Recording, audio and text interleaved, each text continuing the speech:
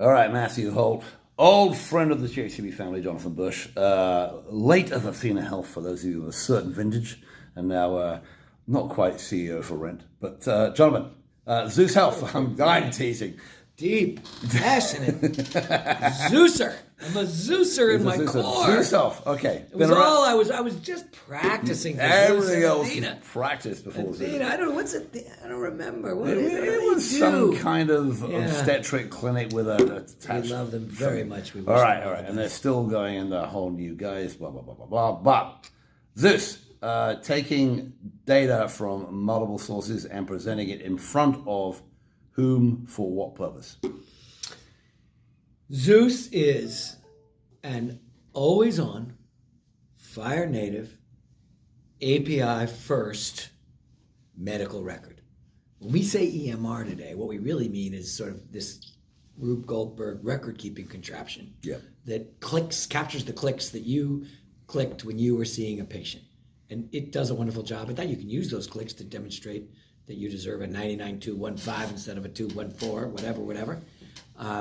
But as our payment model migrates now to risk contracts with quality measures, knowing the whole picture of the patient, not just the part that you clicked, is increasingly important.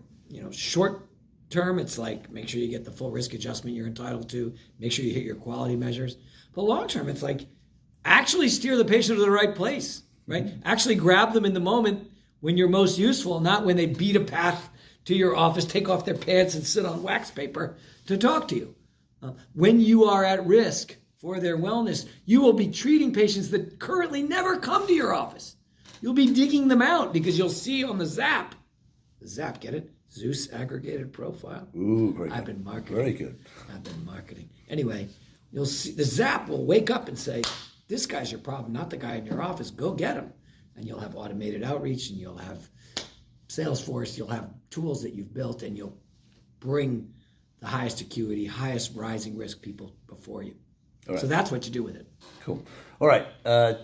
Two different ends to that, right? The first one is getting the data from a bunch of places. We've been talking about this forever, but you have HIEs, you have now the aggregators, you have the QHINs, all these sort of guys. You're sitting on top of that, right? You're not. Yeah, Sure Scripts, you have all those guys. Yeah. You're sitting on top of that. Mm-hmm. Okay. There's some fun and games in that department at the moment between particle. Yes, little Game of Thrones. Yes, exactly. And there is a person you have met and known over the years, still hanging out in Wisconsin, controlling a lot of that. And there's lawsuits aplenty. Give me a flavor about how attainable everything is now on the acquisition side. It's a good question. I guess it didn't get killed. Sharing data did not get killed in utero, right? It really was beat up in utero. I mean, the Cures Act was passed it's called the 2016 Cures Act, right? It's 2025. It was an Obama administration. There'll be yet another different. It was like cured, done. Yeah. Next project. But and so there was lots and lots of rulemaking and avoidance, and I don't know what the meaning of access and who are you, and I can't tell. But, we, in 2025 or 2024, exchanged more records electronically than we completed ACH transactions. I mean, it's a big number now. And we're sitting in the headquarters of Included Health, probably soon to go public. There are, we watched Livongo. There are thousands and thousands of companies that live on the supposition that they will have a longitudinal, patient-centric picture of the people they're taking risk for. Yep. So I think the genie kind of somehow got out of the bottle. So now they can't crush it, but maybe they can, tighten it. I think they sort of have a point in the early days of this because they're doing all the compute on their side for free, right? And they're giving away data that makes it easier to not use the hospital. What is this? You're bleeding me out. But I mean, that EMR was paid for by not them, and that's the deal. I think probably eventually nobody in the EMR business of old will want to be the holder of the record anymore. I think the database in the basement of the Epic system is a little bit like your early iTunes collection. Yeah. Like, oh yeah, of course you're going to want to. Steve Jobs, like, yeah, you got to own your, songs. But eventually these Swedish guys or whatever they will put the Swedes showed up and said, you can own that song, or I can give you every song that ever was sung, and the singers, all the singers, and all that, And you're like, for $12, but I love my little songs, So I imagine eventually the way that unfair cost problem is solved is that people just sort of back away from having their own separate database, and they start joining federations, and hopefully Zeus will be one of those federations. So let's flip to the other side, right? The users. So now the data's arriving, and I'm a user. You mentioned risk adjustment. There's obviously a whole view of the patient for a bunch of reasons, all predicated on hopefully more money showing up somehow in a payment structure to the people who are filling gaps in care, figuring out who the right oncologist is to go to, not the right one. How do you, I see the numbers from Humana saying, oh, well, we've inched up for our Medicare Advantage population from, 22% of them being in risk capitation to 23% being in risk capitation. It doesn't look like it's moving that fast, but there's a lot of other peripheral stuff. You mentioned payments for risk and quality and whatever. How fast is it moving? How much squealing / aggressive? Well, if you think about it, we were in the sort of orgiastic beach party, in 2019, 2021, right? Yeah. So if you're Humana and this beach party spaz who does a really good job with, soft tissue oncology management and shows amazing, it's like, I'm not sure what I do with you. Like, I've got millions of members, they're seen by thousands of practices that are, established. I would break you if I sat on you, Yeah. Now in 25, those companies have either grown up and are strong and can handle Humana, or they've merged into something that's could handle. So as the manic phase sort of dies down, and we had a sort of depressed phase in 23, right, where no money came out to anybody, a lot of people died, and now we're kind of getting into a place where some of those commercial payers, the big guys will say, yeah, I could do that deal. I see the ROI. And the HR departments, it'll start to be normalized for benefits. People, I know what that is. I could buy that. Before it was like, whatever, there are like 10 companies with forward-thinking HR departments and 3 payers that do forward-thinking stuff. And there's like a line around the block, like the first opening of the Apple store, my oncology digital, my ADD digital, my acute mental illness digital, they're all waiting to get to those 3 people who know how to buy an immature thing. Yeah. Now they're either dead or not immature or merged into something that's not immature. So I think it'll be less depressing as an observer. There'll be traction. There's certainly, some bigger numbers going with some of the later people. As you mentioned, we're sitting in Included Health's office, which has a very nice view, even though it's still. I'm not bullish on San Francisco real estate occupancy levels. Given that, we'll see. What happened? Did Salesforce send everybody back? Salesforce. They were going to be the canary in the coal mine. As far as I'm aware, Salesforce Tower has no Salesforce employees in it, but that's by the by. I heard that Mark was threatening everybody's going to go back. Certainly Amazon threatened that. We'll see how it actually works out. I loved that. I was in the Amazon elevator, and they have like whiteboard elevators so you can draw. And the HR lady had written on the back, disagree and commute. Well, apparently, when they planned it out, they didn't have enough room for all the employees. That's all. They better leave. Yeah. Yeah. Well, hopefully some of them won't come back for other reasons. We'll find other things to do. All right. So back to being happy or being depressed. Bigger picture. The business of digital health that you kind of started first. Company to go public back in 2008, seven, long time ago, right? We still have our wounded pigs sitting in the ditch or whatever you might want to call them. What do you think happens to that group? Can Glenn Toulmin buy all of them? Well, mating is a form of survival. You're consolidating when you're weak is a move, right? And Glenn has capital. So he can sort of, if you have capital and you're ready to double down, that chapter of the cycle, can be beneficial. You can get some scale. Now, of course, Every time you do one of those, it looks great, gives good press release, and then you got to rationalize the two things. The net mandate for 25 for this stage of the cycle is gross margin scale. It's got to be a percent, and it's got to be a lot. Yeah. And until you've got that, you don't have the makings of a business that gets to liquidity and that shareholders will ever, see their money from. And there's other stages of the thing, some of which I kind of didn't know about until I got fired. But that's the stage that most of this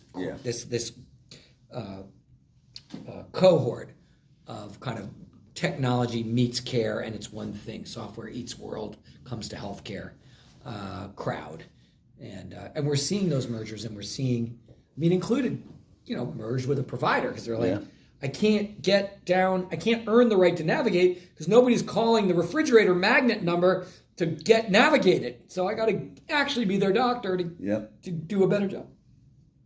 That's an example of this chapter. And Glenn's got the same thing with getting a great big navigator, but be able to touch the patient. And so I bet we see a ton more of those. I've been, yentaing all week with people. You guys, you both like books, come together. Over that, do you think we see, we have this incredibly bubbly AI S&P 500 based on 6 different companies, Sure. all of which are buying their stuff from one company, and hopefully it all works in the Gen AI way.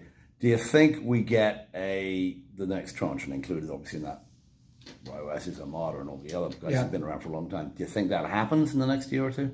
Next, call it 12 to 18 months?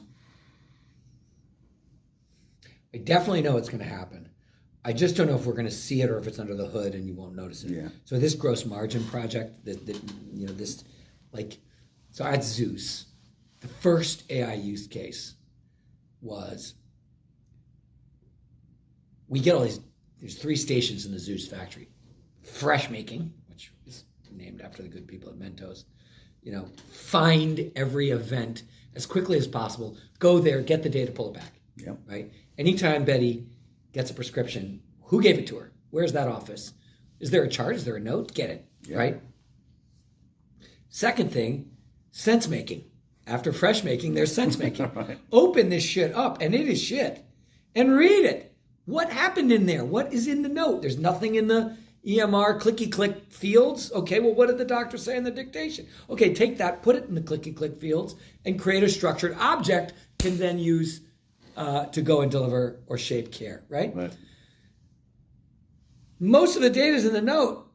We could either have 4,000, folks in the great nation of India, reading and typing, or one engineer training one large language model to just find the shit. Yeah. And kaboom, we're up to doubling of the content off the same message set. So the same number of, about 268 CCDs. When I pull yours out, you'll be 668. But anyway, a life well lived. I'm likely to go on. New me, whatnot. Anyway, that work would have been years in working the economic model to justify the cost, blah, blah, blah. Done. 1 year, one guy, done, right? Same thing with other aspects of Zeus, like the lenses, the different summarizations of the data. It's like remote control. It's like pitch zoom suddenly.